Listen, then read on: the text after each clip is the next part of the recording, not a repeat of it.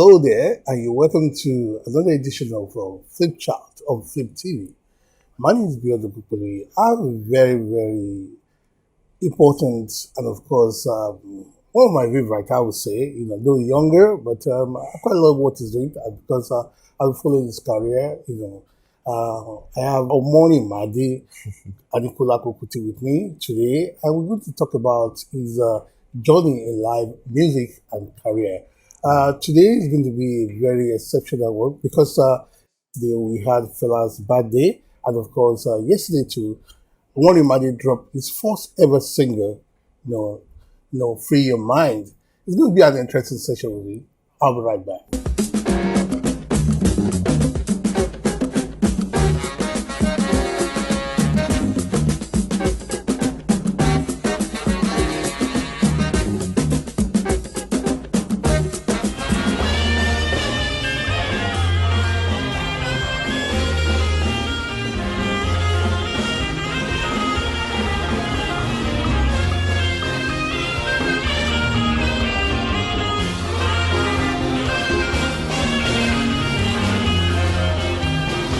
Yeah, morning, buddy. You're welcome to Flip Chat. Thank you very much. Thank you very much. How you doing? I'm good, thank you. Yeah, you dropped your first single yesterday, "Free Your Mind," Free your mind, yes. and coincidentally, it was Fela's birthday. Yes, Is it deliberate? it's deliberate. Oh, tell me about It's it. even there's a full album where the single is taken out of that is to be released. I don't know if I can say the date yet, but the single release date has been planned for months because we thought in 7 generations of music, if we have to pick a significant date, why not the date of one of our greatest and accomplished musicians in the family? So we chose Fela's birthday for that reason. But it was, of course, there was temptation to move the date because of everything that is going on across the entire country right now. And the feeling of not wanting to do anything personal, because at the moment, everything we are dealing with is on a communal level. And the community is now feeling together. I mean, there's opposition, there is the movement, and there's the opposition, but there is a sense of togetherness that I don't think Nigeria has ever felt in this way, because we now realize that the power is us, and we are strong without any form of rule, and we can dictate what we create for ourselves. So despite all of this, it was difficult to actually continue with the release on Fela's birthday, but I know that there are certain things. I'm not a very spiritual person, but I do like to follow my heart on certain decisions, because if I don't have that, I personally don't have anything else. So when I chose Fela's birthday, I made sure that I reminded myself the significance of releasing it on that day, because he's not just a musician. He's a political activist, he's a philosopher, he's not an idealist. He puts into practice the things that he believes, and he was punished for it in many ways. And if the protest is in fact happening so close to the time that this great man was born, and my music is not about anything that is not what I consider conscious, I felt that it was still relevant to release on Fela's birthday. So Free Your Mind is, can I talk about the song? It's about, when someone says free your mind, instinctively I think the first reaction is, okay, decadence. Let's do as we like, behave as we like, no restrictions and no rules, break all the borders, carpe diem. But what I wrote it about, and what the first lyric that repeats over and over again is, why are you scared? Free your mind. And by free your mind, I really mean the opposite of decadence. I mean, stretch your mind to its full potential. That means everything that you want to be critical about, be critical about it. Question the things that you've been taught not to question. Everything that academia has made you afraid of, put it into question. And by being critical and by really facing those borders that we have been put in, we've been put in those borders that a lot of us don't even know where the name Nigeria came from. A lot of us don't know what Lagos means. I had to go to Portugal to find out that it was Portuguese. Nobody knows that Port Harcourt is named after a colonial secretary.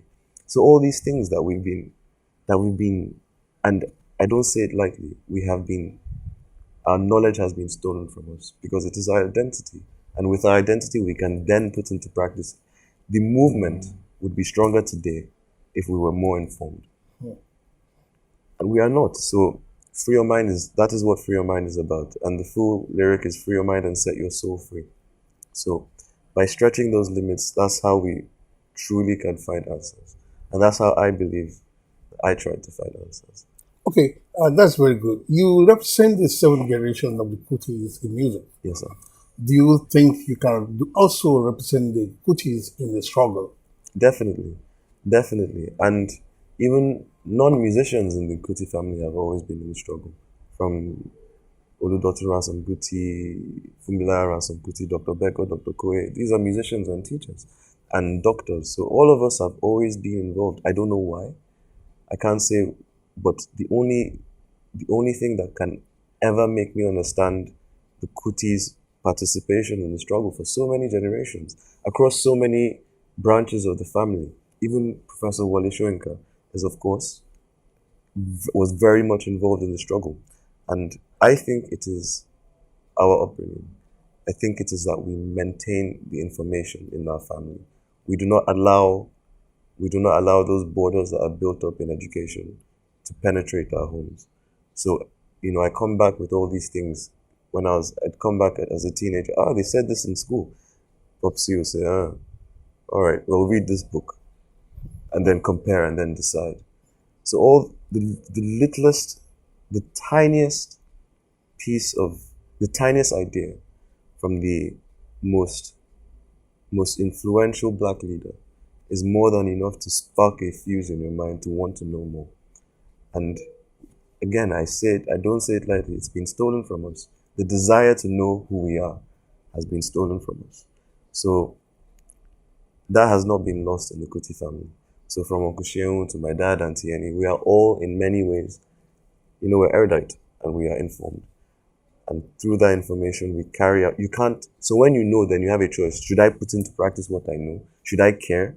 Or is ignorance bliss? Should I just pretend because when you know, then to communicate with certain people, if I say to somebody that, do you really call yourself a proud Nigerian?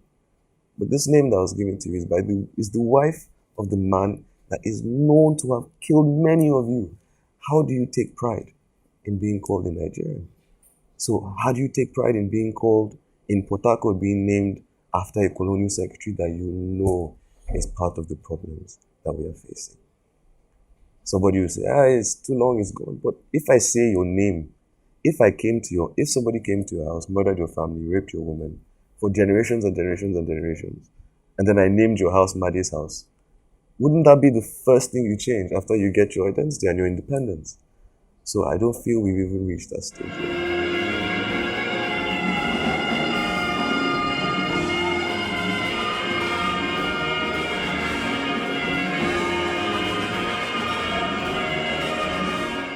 Interesting. You were in the front line with your dad, since this NSTARS movement started. What was it like? I can't take credit for being on the front. What happened was, because I've been very much, what happened was we were supporting the protesters on the outside and were hailing the march. So we were cheering and blah, blah, blah. And a few people recognized me because my dad wasn't outside at the time. Oh, really? So in the celebration, my brother, who is the filmographer of Free Your Mind, was so happy as well. Finally, we're seeing movement, we're seeing passion and care in what is actually going. Maybe this will actually bring about change. And then the next thing, boom, boom, boom. We're hearing gunshots because the Ajuwan police station is about a 20-minute walk maximum from our house. Yeah. So we hear the gunshots directly from there.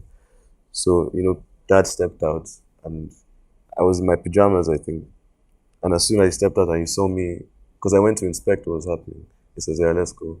So on the march to go and find out what was happening, because we had to make sure that they weren't shooting protesters.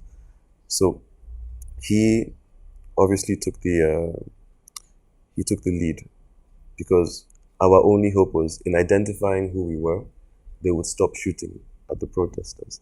So of course that was a huge risk that he took, because you don't know what these people are People like. have You in don't mind. know if they're even going to check Yeah. before they shoot. So at that point, I made sure that, and my father again is the kind of person that doesn't go into battle, that doesn't, because that's battle. He won't go into the front lines without knowing the responsibilities of his first son. My own responsibility is to be on that front line with him. So that's how we went to the Ajuma police station. They had boarded up the whole street, and it took a lot because the people were frustrated. They had arrested a few people. They had seized cars, broken tires, they had smashed uh, license plates, burst tires, and just arrested some innocent people. It was a mess. So what my dad did was he went to speak to the DPO, and over about 3 hours of yelling and trying to calm the crowd down and yelling at people, just don't shoot, just relax. We just want the car. Can we get the car? What's the car doing? We'll go away. 3 hours of that, and somehow my dad negotiated the release of the people that they Arrested. arrested, got the cars out. I think about 4 or 5 cars that they seized, some belongings, and through him there was a reasonable, not a reasonable, but a successful resolution, because nobody was killed. And then I get home, and then the next thing I hear is 4 people were murdered in Surulere. And then there's no satisfaction whatsoever. So before I came here, I was at the Alausa protest as well. And yesterday, I marched with my dad to Alausa again. When we heard that there were thugs, Yeah. so we went with Shrine Boys to go there and find out what was happening, but they had been chased away by that point. But what hurts me is that it's simple. It's one thing if we start saying, confess your sins. I don't want this leader in this position. We're not going into the complexities of politics. The simplest of demands by your own people: don't kill us and don't beat us for no reason. The amount of encounters I've had with police officers. I mean, I myself, if I, That was about Dis- have you ever had despite who I experience am, of police brutality? I mean, even the Ajua police station thing, they saw us with my dad. They nearly beat me. I was just like, Wow. I forget. So I just focused on trying to calm the crowd down.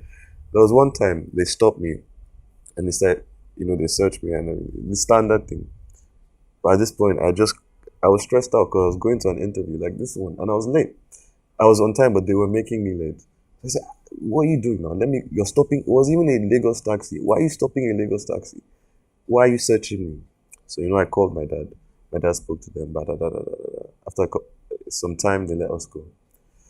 And what I then learned was the phone call that my dad made with me after that incident. He calls and he says, Made, calm down.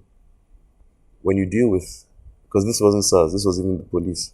When you deal with police officers, you have to try and understand, in as best as you can, how to communicate with them. Because the first thing I said is, what are you doing? Which I have my right to do. Don't search me.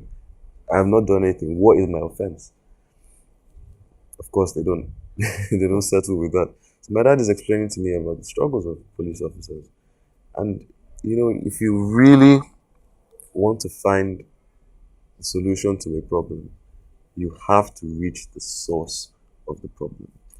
And whether we like it or not, it's not an individual problem. It's not the individuals in the police that is the problem. It's the structure that's the problem. So he's explaining to me just how bad the lives of police officers are.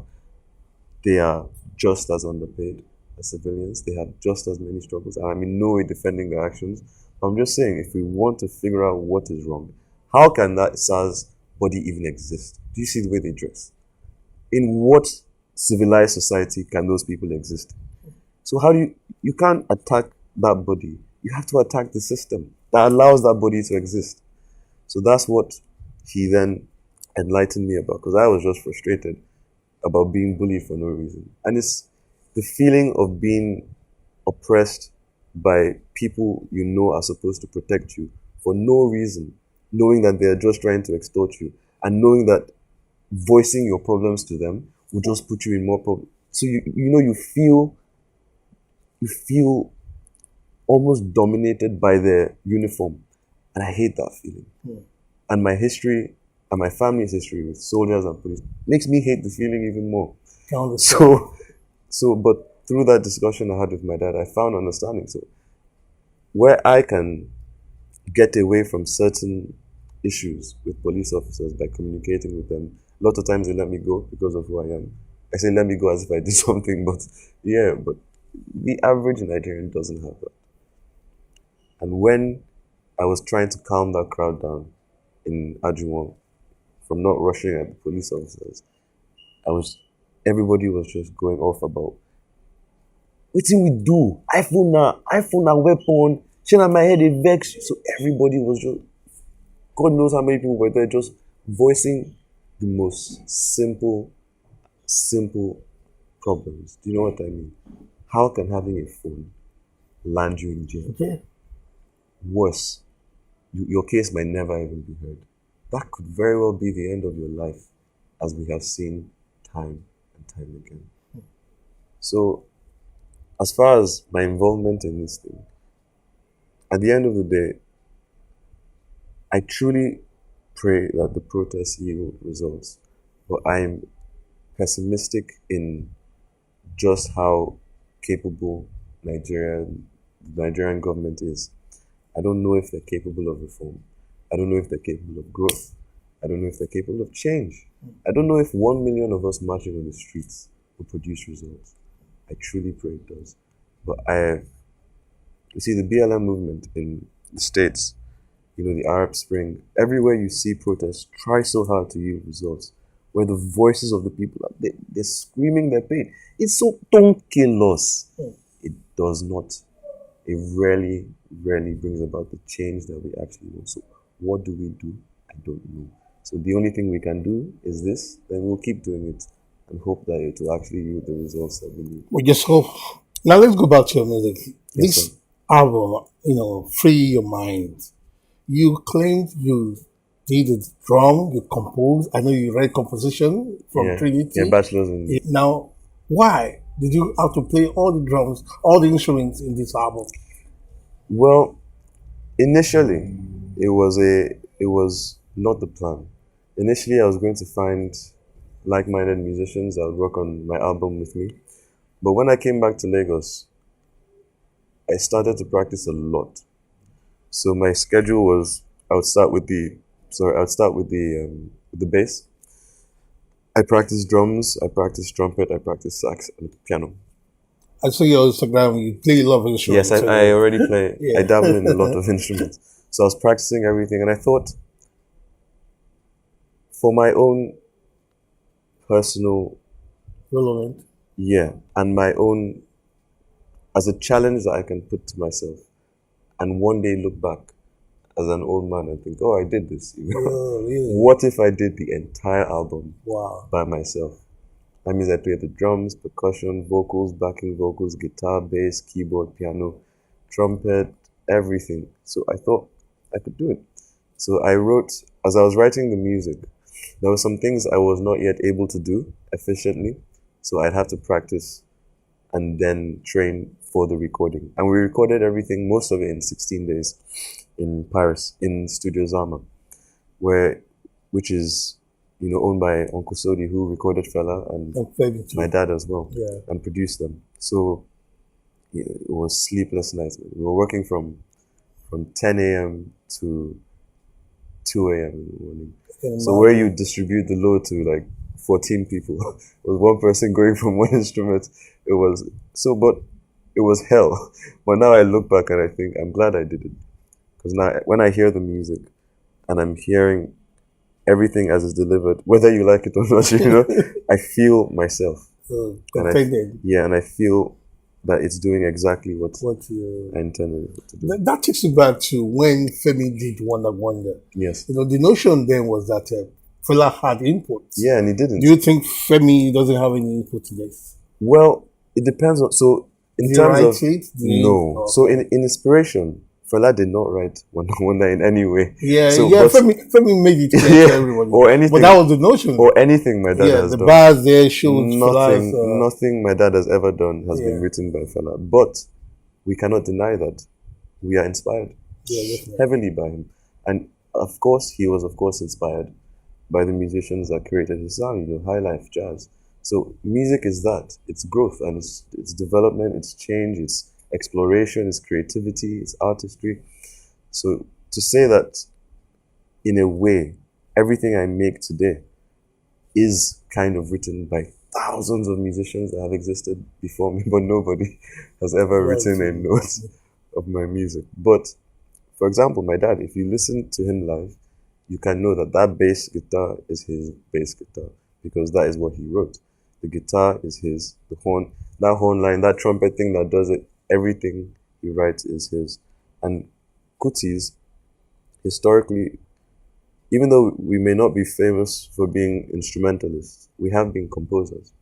So J.J. Kuti was a composer. He was the first person to release a record in Nigeria. The first person to release a record in Nigeria. And his son, of course, was a composer. Fela was a composer. My father is a composer. Uncle Sheon is a composer. I'm a composer. So composer in the sense of composition. Yeah. We don't jump on tracks. We write the tracks and we the detail of musicianship is what is important to us. So yes. But no. My dad said that what if somebody says that I wrote says no. You see that? He wouldn't even let me. Oh yeah. So even if I asked him, he wouldn't do it. So no.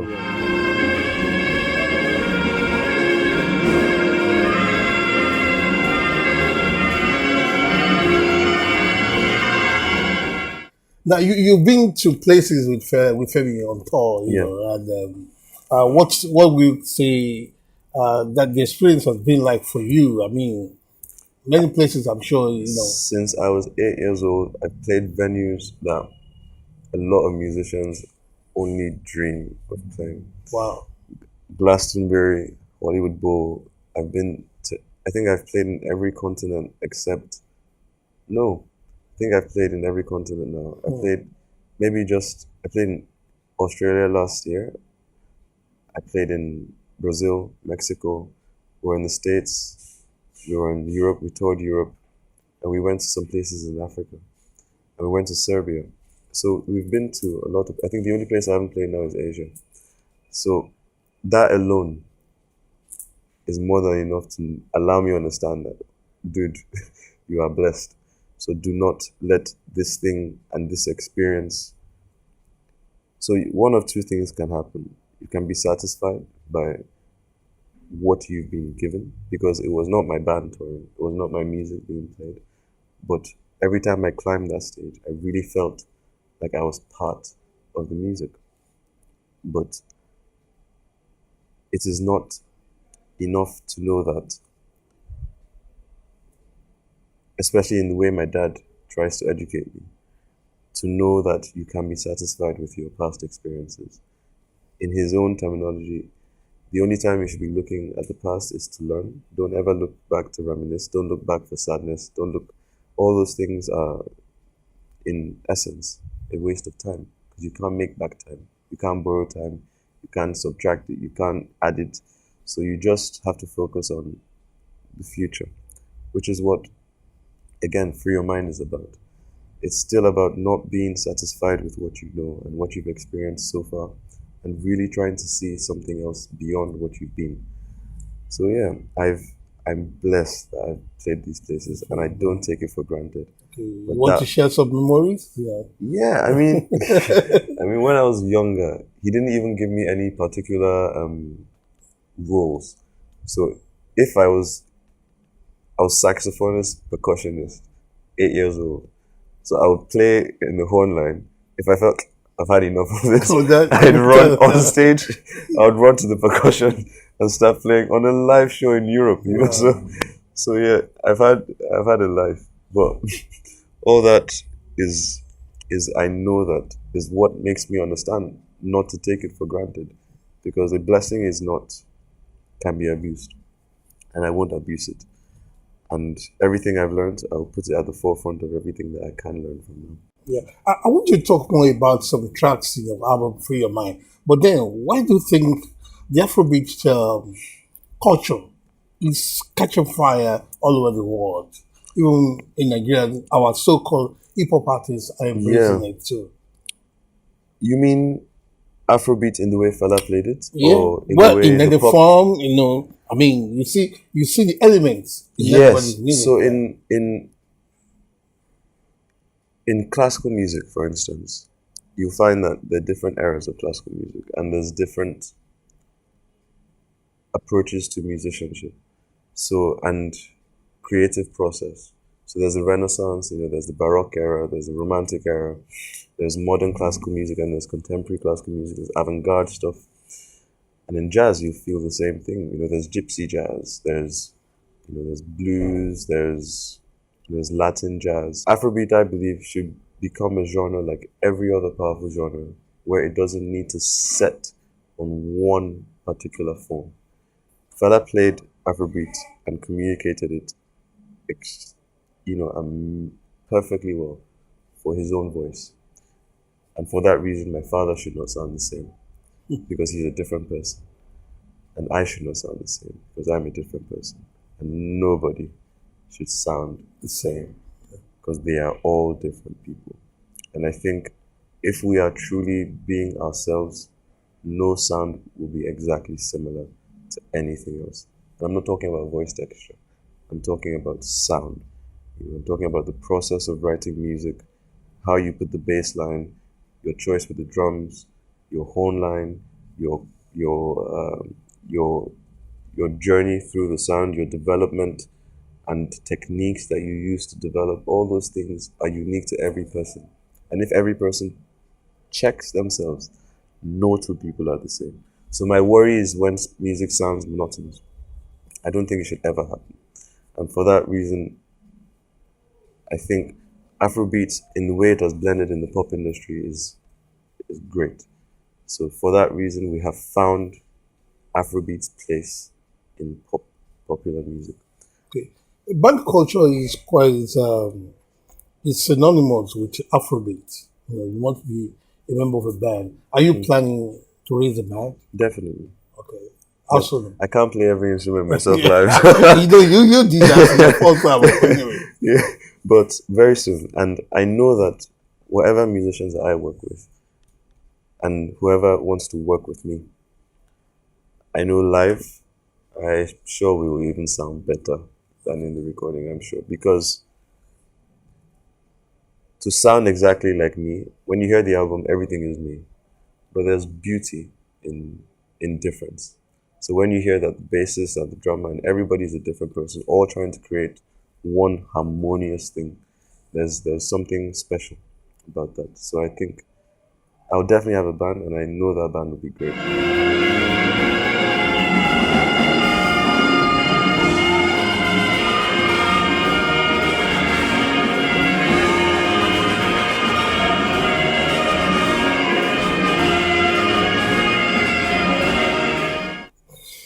I want you to tell me about your feeling when you are on the same stage with your dad, Oh, playing sax, transcendent.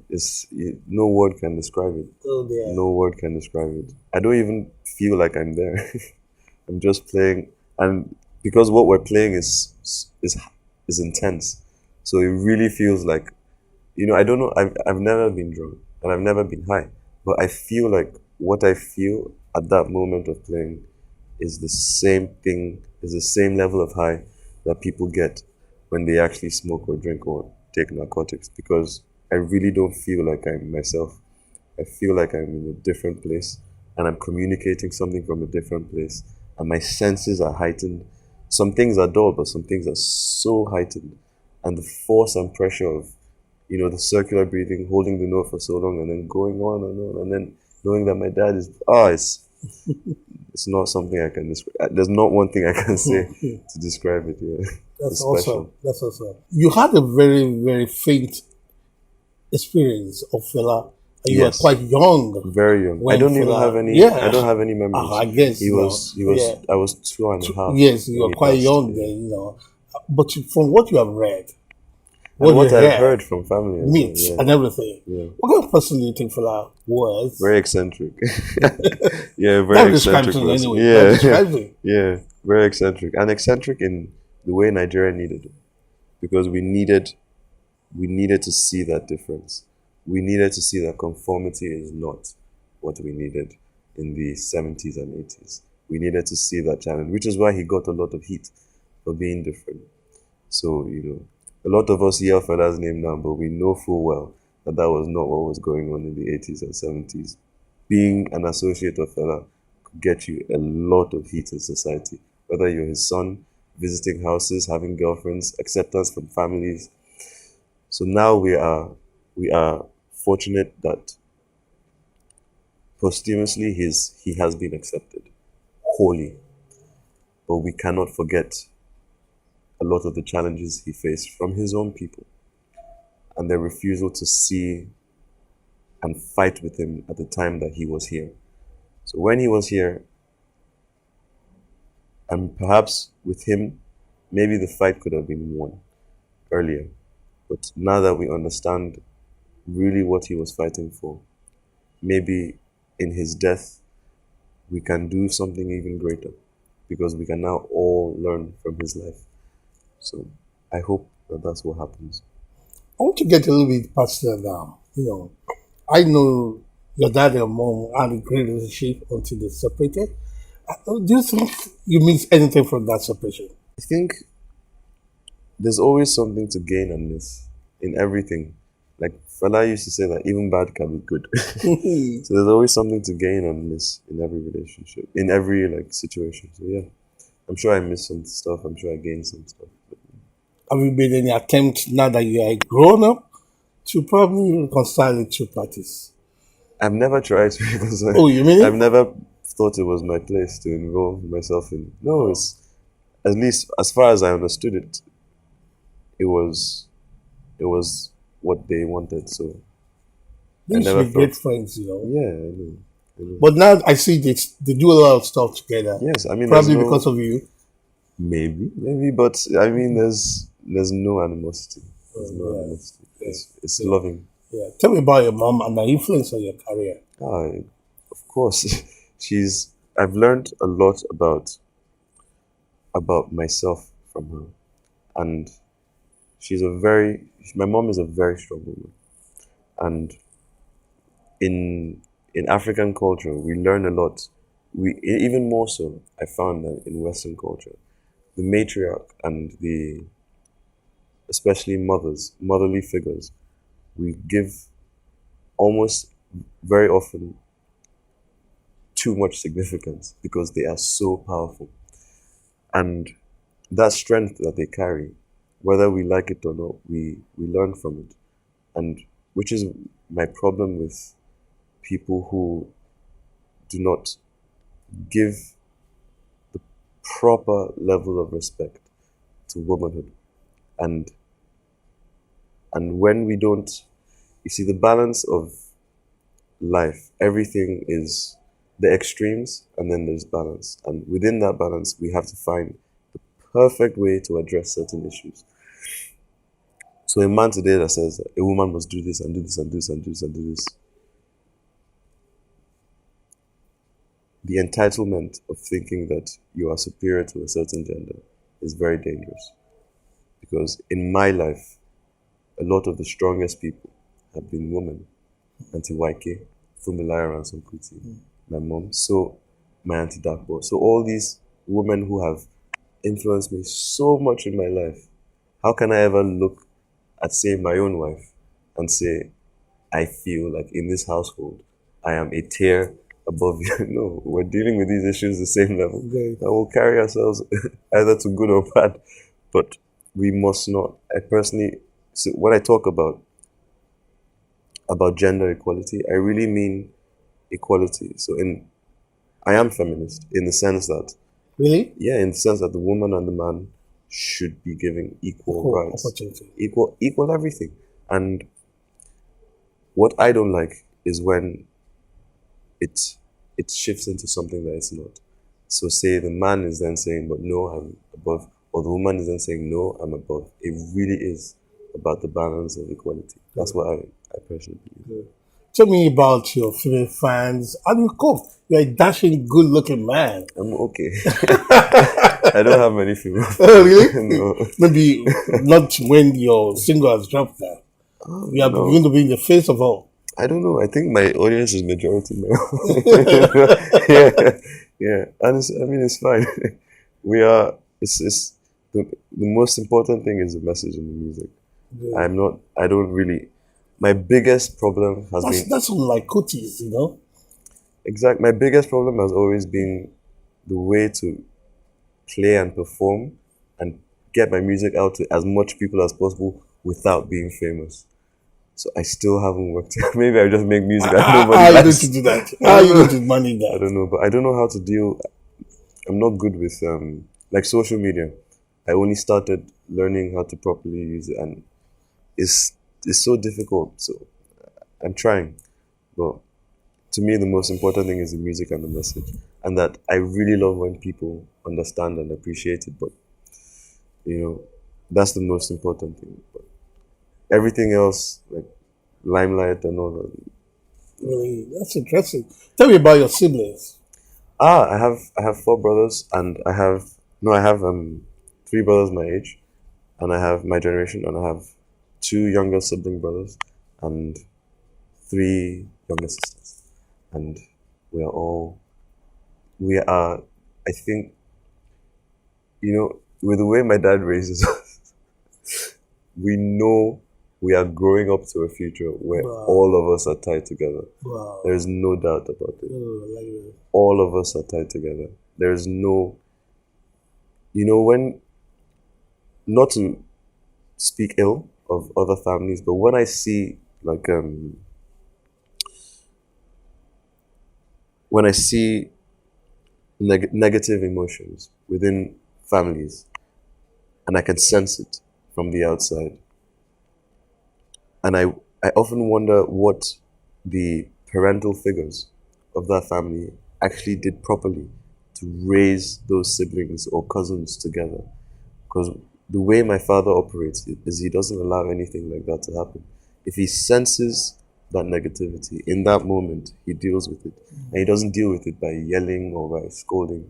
He deals with it by actually understanding both parties and making sure we understand each other. So by doing that, some of us are in our 20s now, but the rest are 13 and below. But we now truly love each other. It's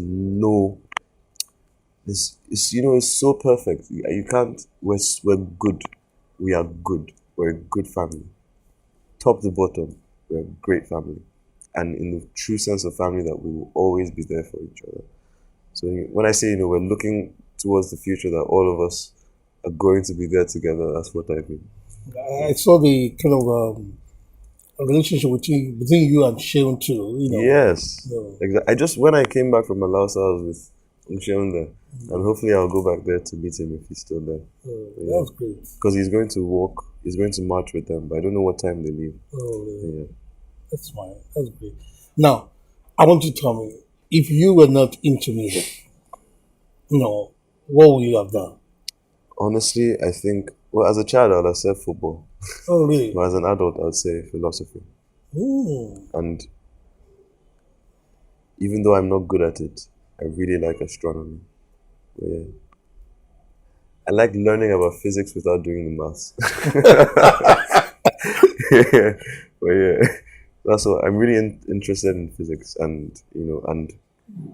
physics on one extreme and philosophy on the other, Yeah. and how they relate to each other. Thank you very much, Madi. Thank you very much. Thank you very much. Thank you. It's been an interesting time on Flipchat with Madi Kuti, Femi Kuti's son, and of course the seventh generation of the Kuti's family, known for their iconic style of music, and of course everything African, and I mean African. Go get his music, free your mind. It tells you one thing or the other about yourself. Until next week we will meet. Bye.